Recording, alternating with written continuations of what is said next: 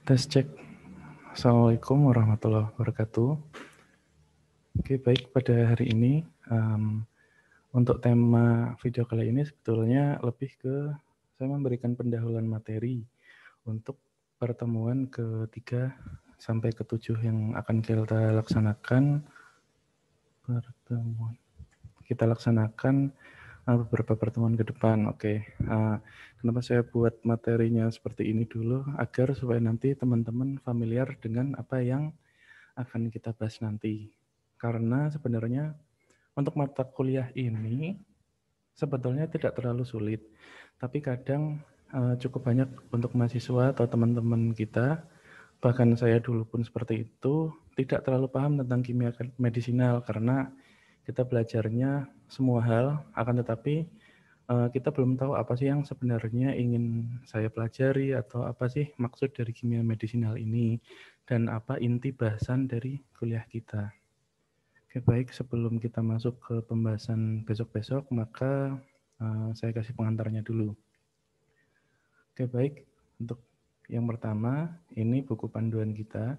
Jadi sebetulnya ada banyak sekali textbook yang mengajarkan atau yang membahas tentang kimia medisinal. Tetapi dari kebijakan Stikers dan dosen-dosen yang mengampu di bidang kimia medisinal memang untuk pustaka utamanya adalah dari Siswandono. Nanti kalau teman-teman mungkin di sini kurang mendapat pengetahuan dari kuliah, banyak juga yang bisa langsung lihat di bukunya itu. Jadi tinggal baca-baca sendiri ya sebagai pelengkap. Karena yang akan saya sampaikan nanti mungkin hanya dasar-dasarnya saja, nggak sebanyak dan sedetail yang ada di buku. Oke, yang pertama kita harus tahu dulu apa yang akan kita bahas. Mungkin Pak Huluk sudah menjelaskan ya. Kalau dari saya sendiri di sini maksudnya kimia medisinal dan di sini saya kutip dari buku Pak Siswandono ya. Itu adalah ilmu pengetahuan yang merupakan cabang ilmu kimia dan biologi. Yang dalam hal ini kita gunakan untuk memahami dan menjelaskan mekanisme kerja obat pada tingkat molekul. Oke, jadi titik tangkapnya nanti adalah bagaimana sih suatu obat itu bekerja hingga pada tingkat molekul. Oke. Oh ya, nanti kalau ada suara-suara motor dan lain-lain itu mohon maaf ya, agak sedikit mengganggu karena ini saya rekam di dekat jalan raya karena sedang di apotek. Oke. Baik, selanjutnya untuk memahami mata kuliah kita ini yang kimia medisinal itu ada mata kuliah pendukung yang sebagai basic ya. Kalau ini kan sudah lumayan terapan karena kita bahas mekanisme kerja obat hingga pada tingkat molekuler.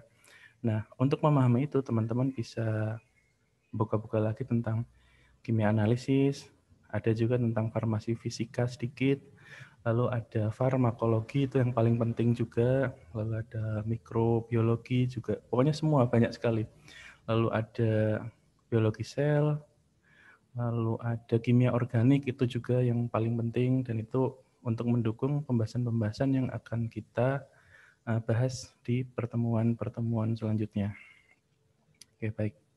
Nah, sekilas saja. Jadi untuk pembahasan ke depan, kita akan membahas yang pertama mengenai ADME, absorpsi, distribusi, metabolisme, dan ekskresi. Jadi sama ya, ini untuk menjelaskan mekanisme kerja obat hingga tingkat molekul, maka sebelum kita menjelaskan mengenai mekanisme kerjanya, kita harus tahu dulu obat itu sebelum masuk ke tubuh itu prosesnya bagaimana, gitu ya.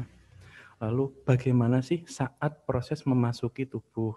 Setelah masuk, bagaimana sih obat itu nasibnya di dalam tubuh? Dan setelah masuk ke dalam tubuh dan nasibnya kita ketahui, maka bagaimana obat itu bisa menghasilkan efek atau bisa sampai ke lokasi tujuannya, gitu kan? Makanya sebelum kita membahas tentang mekanisme kerja obat, kita harus tahu dulu mengenai ADME.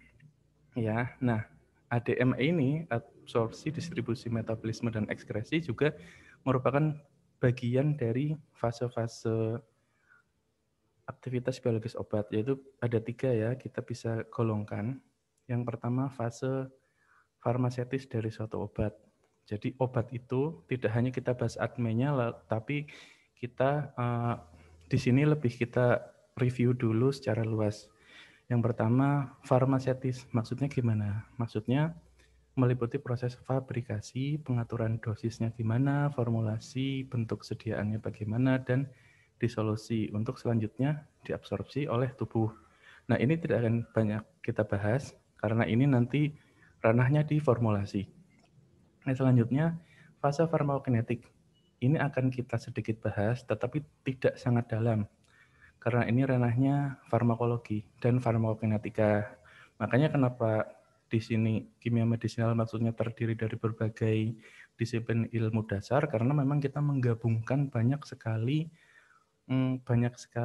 ilmu-ilmu dasar yang kita rangkum menjadi satu gitu ya. Jadi di sini kita cuma kulit-kulitnya saja. Oke, yaitu meliputi absorpsi, distribusi, metabolisme, dan ekskresi. Lalu selanjutnya ada juga fase farmakodinamik. Jadi kalau obat masuk dalam tubuh saja, itu kan nggak make sense gitu. Lalu apa yang terjadi gitu ya. Makanya kita juga bahas fase terjadinya interaksi dari satu obat dengan reseptor sasarannya sehingga menimbulkan efek farmakologis gitu ya. Oke, ini mengulang yang tadi. Jadi pada intinya yang farmasetis yang tadi ya, bagaimana kita membuat obat dan menentukan formulasinya sehingga sesuai dengan tujuan yang kita inginkan. Oke, selanjutnya liberation. Ini ADML liberation maksudnya apa nanti di belakang dijelaskan. Lalu ini farmakodinamika R ya, R itu response atau menghasilkan respon, menghasilkan efek farmakologi, efek farmasetik. Oke, liberation maksudnya pembebasan dari sediaannya ya. Misalkan kita punya suatu tablet, nah tablet itu sebelum diabsorpsi maka harus terjadi proses liberation dulu atau pembebasan dari sediaannya, lalu terjadi proses-proses selanjutnya. Nah ini nanti sedikit kita bahas ya, liberation, absorption, distribution, metabolism, and excretion, lalu responsnya juga. Kalau yang fase farmasetisnya tidak terlalu kita bahas. Sama ya. Oke, ini bisa dilihat-lihat.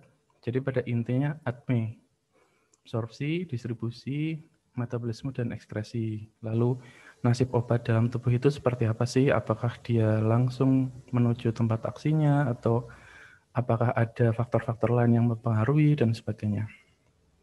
Ini juga sama, nanti teman-teman bisa videonya di pause lalu dilihat sendiri ya. Ini tidak perlu saya jelaskan, insya Allah teman-teman paham. Tapi pada intinya nanti akan kita bahas lagi. Cuma untuk seperti ini secara garis besar teman-teman pastinya sudah tanpa dijelaskan sudah tahu sendiri gitu ya. Oke. Namanya absorpsi. Lalu obat ini bisa melalui metabolisme menuju reseptor atau disimpan dalam tisu itu maksudnya jaringan tubuh, lalu bisa diekskresikan dan sebagainya. Ini juga sama. Nah, ini juga yang lebih lengkap lagi. Tadi ya, fabrikasi, bentuk sediaannya bagaimana, lalu masuk ke saluran cerna atau rute yang lain gitu ya.